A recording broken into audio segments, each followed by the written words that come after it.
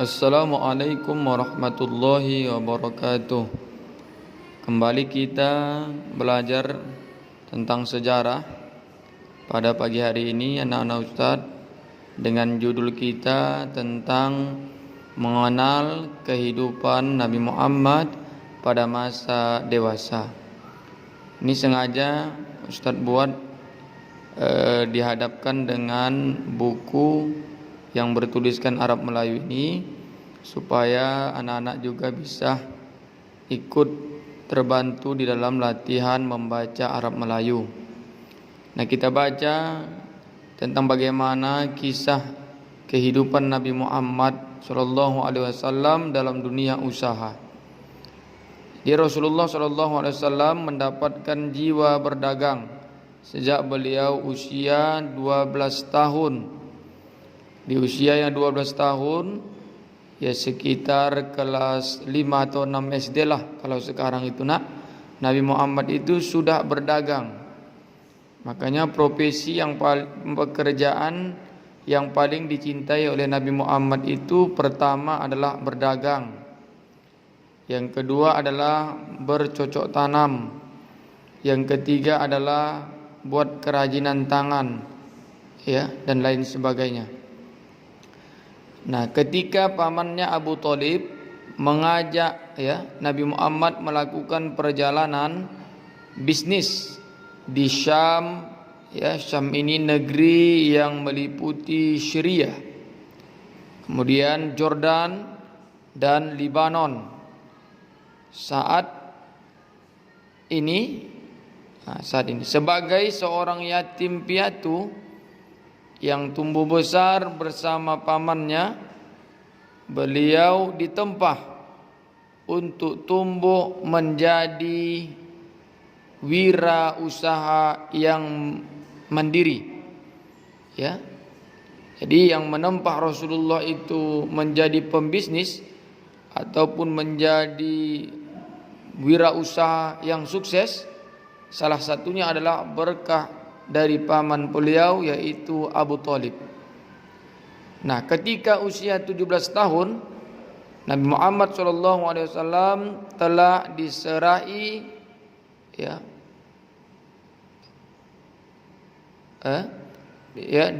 diserai usaha penuh untuk mengurusi seluruh bisnis pamannya di usia 17 tahun. Jadi di usia 17 tahun sudah disuruh mengurusi daripada bisnis pamannya. Nah, ketika usia menginjak 20 tahun merupakan masa sulit. 20 tahun itu masa sulit dalam perjalanan berbisnis Rasulullah SAW. Maka Rasulullah ini luar biasa sampai berbisnis itu dijelaskan nanti di sini bagaimana supaya bisa sukses dan bagaimana caranya supaya bisa berhasil. Ya, nanti Ustaz akan jelaskan kepada anak-anak. Nah, kita lanjut. Beliau harus bersaing dengan pamannya sendiri dalam perdagangan.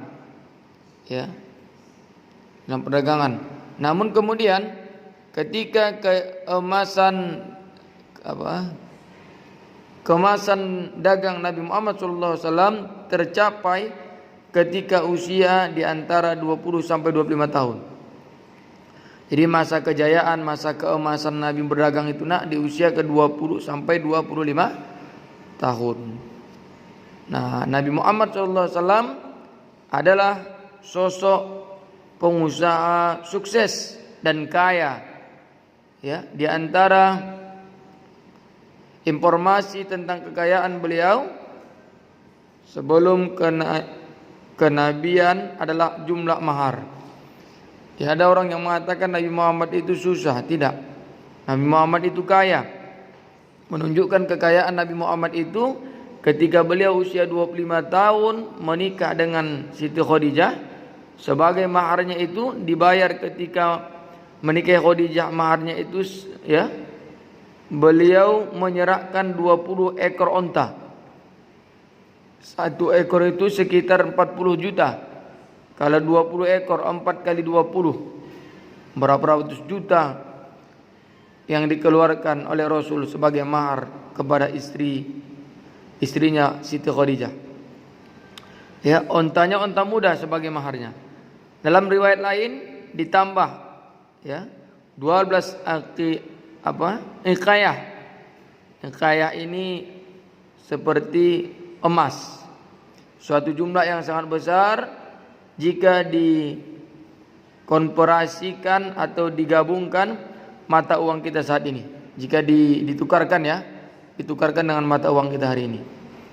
Nah, dengan demikian Nabi Muhammad telah memiliki kekayaan yang cukup besar ketika beliau menikahi Khadijah, dan kekayaan itu ya bertambah setelah menikah karena harta digabung dengan harta Khadijah dan terus diputarkan atau dibuat usaha oleh Nabi Muhammad sallallahu alaihi wasallam. Dan Rasulullah sallallahu alaihi wasallam sering terlibat dalam perjalanan bisnis ke berbagai negeri seperti Yaman, Oman, dan juga Bahrain. Disebut juga bahwa Rasul sallallahu alaihi wasallam adalah pembisnis yang jujur dan adil dalam membuat perjanjian bisnis. Makanya Nabi Muhammad itu digelar sebagai Al-Amin, orang yang dapat dipercaya. Kenapa? Karena saking jujurnya beliau itu di dalam usaha bisnis. Ya, kalau beliau jual sarung yang sobek, koyak, dikasih tahu. Kalau beliau jualan ikan, misalkan ikannya busuk, dikasih tahu. Nah, kalau sekarang kan begitu. Nah, kemudian ia tidak pernah membuat para pelanggannya mengeluh. Tidak pernah Nabi itu buat pelanggannya mengeluh, membuat pelanggannya itu menyesal belanja ke tempat Nabi, menyesal dan lain sebagainya, tidak. Dan sering menjaga janjinya dan menyerahkan barang-barang dipesan dengan tepat waktu. Artinya Nabi Muhammad itu tidak pernah mengecewakan orang. Kalau berjanji hari ini ditepati, kalau besok ditepati. Karena janji itu adalah bagian daripada hutang ya. Nah, gitu ya. Kemudian Nabi Muhammad SAW pun senantiasa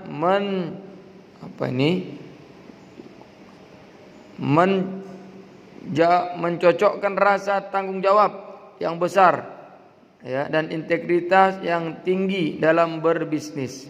Dengan kata lain, beliau melaksanakan prinsip ya manajemen bisnis yang baik. Ya. Maka yang didapatkan ketika kita belanja di tempat Nabi itu ya, perasaan orang itu pertama merasa kepuasan pelanggan. Kemudian pelayanannya yang unggul dan persaingannya ketat. Yang ketiga, kejujuran dalam menjalankan bisnis. Nah, ini yang dilakukan oleh Nabi Muhammad SAW. Ya, jujur itu penting. Nah, ini dulu ya nak ya, tentang kiat-kiat sukses dalam berbisnis. Nah, ini tentang kehidupan Nabi. Nanti kita akan membahas tentang bagaimana tips ataupun kunci agar kita bisa sukses sesuai dengan apa yang disampaikan oleh Nabi. Nah, barangkali ini dulu nak untuk materi kita hari ini. Silakan dibaca dan diulang-ulang videonya. Mudah-mudahan ya bisa membantu kita untuk paham tentang kehidupan Nabi Muhammad SAW dalam berbisnis. Demikian, wassalamualaikum warahmatullahi wabarakatuh.